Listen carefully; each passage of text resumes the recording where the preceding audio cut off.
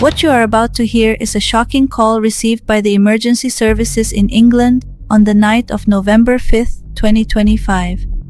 On the other end of the line, a desperate man claimed he had just seen a woman get run over. What's happened? I don't know. She got run over. But what came next only increased the confusion and urgency, because the witness himself ended up becoming the culprit, saying that the woman who had been run over was inside his own vehicle. A moment. Is she on the floor? She's in my truck. She's in my truck. She's in my truck. And that's how the investigation began into a relationship that was marked by violence from the very start. If you want to know everything that happened, stay with me until the end of the video. Hello everyone, how are you? My name is Lesma. I hope you are doing very well. As always, I'm very happy to be here with you for another day. Very grateful that you are watching me wherever you are. Today we have a case that happened in England, that of Lily Whitehouse. Join me to see all the details.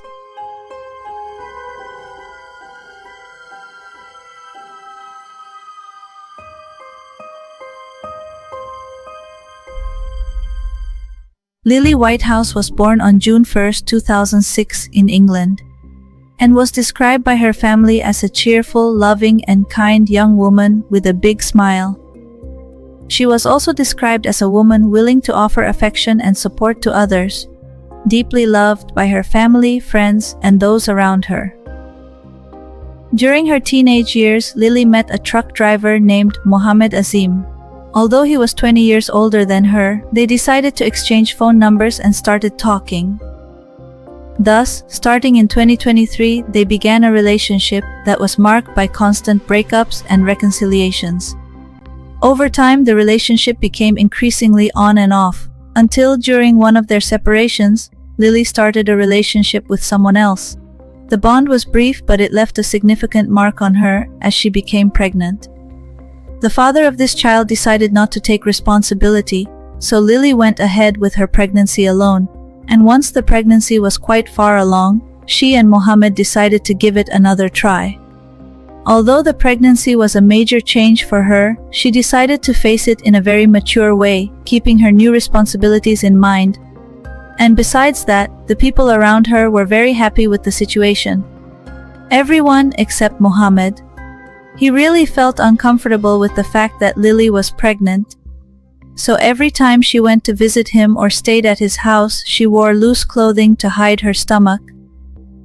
Then on September 25, 2025, Lily gave birth, but prematurely, so the baby needed specialized medical care and remained in the hospital for a while.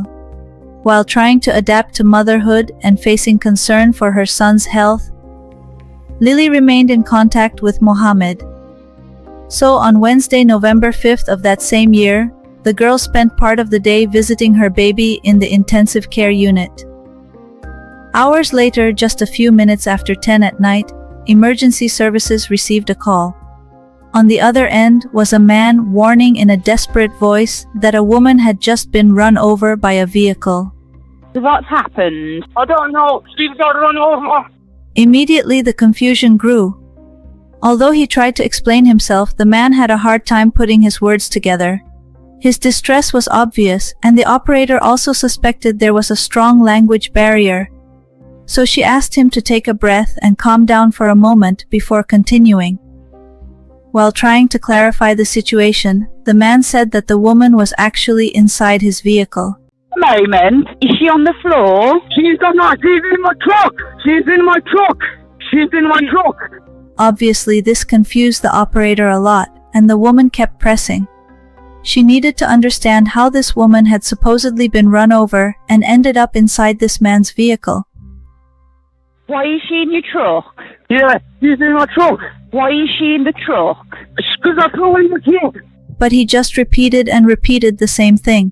Shortly after, paramedics arrived at the scene and confirmed that indeed there was a seriously injured young woman, and they identified her as Lily. The individual who was with her, who was the same one who had made the call to emergency services, was Mohammed. According to his version, after hitting Lily, he had picked her up and put her in his truck. Then he drove to a nearby street where he stopped and called for help. The man was visibly upset, and as it turned out, he blamed the paramedics for taking too long to arrive, adding that for Lily, it was already too late. On the other hand, the experts noted that the young woman had many injuries but was still alive. Mind you, her injuries left little room for hope, as she was a very small young woman. She was 5 feet 3 inches tall and weighed only 97 pounds, so she was in critical condition. They did fight to save her for several minutes, but after that she was declared dead at the scene. She was only 19 years old.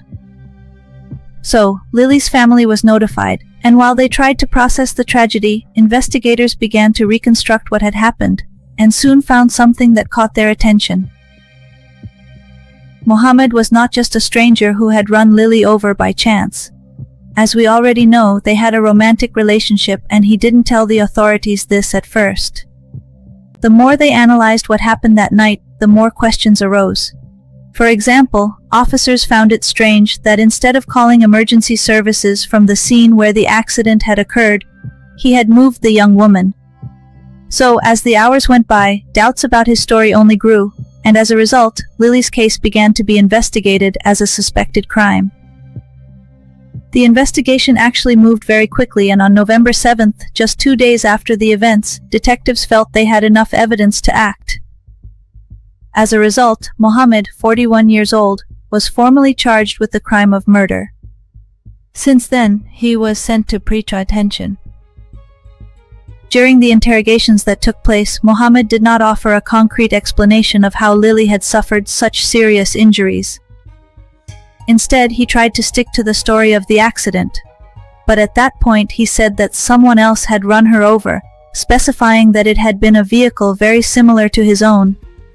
In addition, he expressed his desire to find the alleged culprit. All of this only increased the suspicions of the authorities. And as the case spread, some criticism directed at the British justice system also began to emerge. Among family, friends, and activists, a rumor circulated that Mohammed had been in prison years ago for serious offenses, and had subsequently been released. Although these claims were not officially confirmed at the time, those spreading them argued that if true, they raised a disturbing question. If he was guilty of what happened, how could this horrible tragedy have been avoided?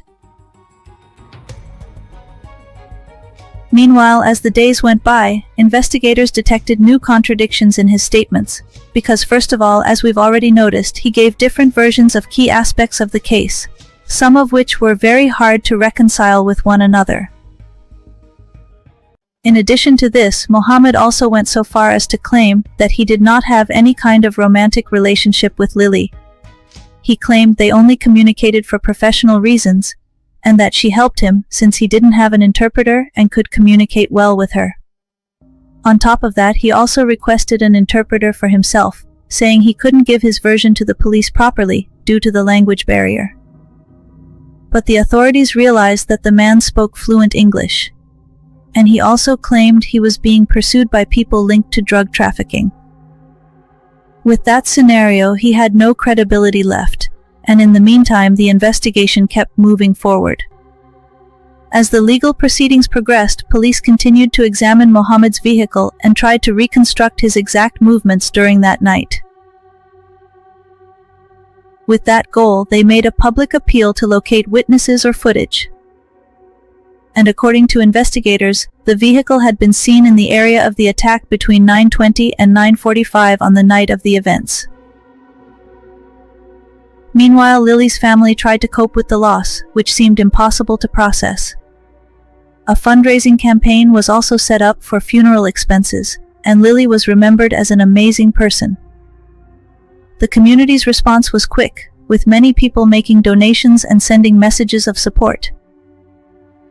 But while the young woman's loved ones tried to process the loss, investigators remained focused on a fundamental question: what had actually happened that night? And the answers came thanks to security cameras in the area, phone records, and other pieces of evidence. As it turned out, that night Mohammed had picked Lily up after she got off a bus coming from the hospital. It was also the man's 41st birthday, and in fact, in the footage, you can see both Lily at the hospital where her baby was, and at the bus stop.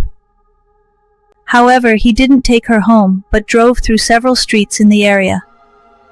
For investigators, these detours were not accidental. Their hypothesis was that the two of them were having an argument in the vehicle at that moment. One of the key pieces of the reconstruction came from the security cameras of a nearby school, because for several minutes the devices captured the sound of the van stopped with the engine running. Shortly after, the footage showed the couple arguing in the street. Right after, Lily could be seen walking quickly right next to the driver's side of the vehicle. What happened next would be one of the most disturbing aspects of the case. At a certain point, Lily began to walk away quickly and then to run, and the man's vehicle moved behind her at a low speed. It wasn't clear exactly when the supposed accident happened, but it could be seen that Mohammed had deliberately used the vehicle to chase the young woman, basically using it as a weapon. In addition to that, the truck's microphones after a few seconds recorded a loud crash. The authorities concluded that this noise coincided with the moment Lily was hit against a lamppost, suffering the injuries that, as we know, would end her life. After months of waiting, the trial against the man finally began on June 3, 2026, and was expected to last for several weeks. During the hearings, the prosecution presented the reconstruction of the events, and also various testimonies, such as that of the forensic pathologist who had done the analysis. The specialist explained that Lily had a fractured arm, broken ribs, and a severe liver injury. In addition, he noted that these injuries were mainly concentrated on the right side of her body, and were consistent with those of a person who was standing at the moment of impact. He concluded that the injury suffered to her chest had caused massive bleeding, which is what ended up taking her life. The prosecution argued that these findings were incompatible with the possibility of an accident. The jury also heard for the first time the call the man made to emergency services that night. In the recording, he could be heard screaming and acting upset. However, when the operator instructed him to perform CPR on Lily, he refused to do so and just kept saying it was too late. Among the witnesses called by the prosecution was Lily's aunt, who gave details about the relationship between her niece and the accused. She explained that Lily was deeply in love with him. The testimony also brought to light a particularly sensitive incident. As she told the jury, weeks before the birth of Lily's baby, Lily told her she had argued with Mohammed. According to her version, in the middle of the altercation he drove off abruptly in his vehicle, causing her to fall to the ground and cut her hand. The prosecution argued that all of these events were connected. Another testimony that caught the jury's attention was that of a very close friend of Lily's. The witness described the relationship as something that, in her opinion, was far from healthy. She claimed Lily had confided in her on several occasions that the man insulted her, humiliated her, and even hit her. The young woman also recalled an incident that had happened a year before the events. According to the story, at that time Lily received a call from Mohammed, who was screaming at her. A bit later, she explained to her friend that hours earlier they had argued inside the man's vehicle and that he had even grabbed her phone to throw it in her face. But perhaps the most heartbreaking part of the testimony was related to the plans Lily had for the future, especially for her son. So on June 15th, it was the man's turn to testify before the jury. For hours, he offered a completely different version of events than the one presented by the prosecution. He admitted that he had picked Lily up that night, and said he intended to take her home. However, the young woman asked him to stay together for a few more minutes, and for this reason he had parked his truck. Right after, he mentioned that they both stayed talking and checking their phones. After a while, the man claimed he wanted to leave because he had to get up for work, but she insisted he stay. She even went so far as to stand in front of the vehicle so he wouldn't leave. It was then that, according to his version, he tried to go around her by moving slowly forward with his car. Due to the presence of other parked cars, he explained that he had to maneuver a lot, and it was during this process that he hit her. In that context, he said he never had any intention of hurting Lily, and denied that there had been any argument between them that night. For the prosecution, the claims about this alleged accident were not the result of confusion, but a deliberate attempt to deflect attention and avoid being held responsible. The defense in turn also addressed the nature of the relationship they had.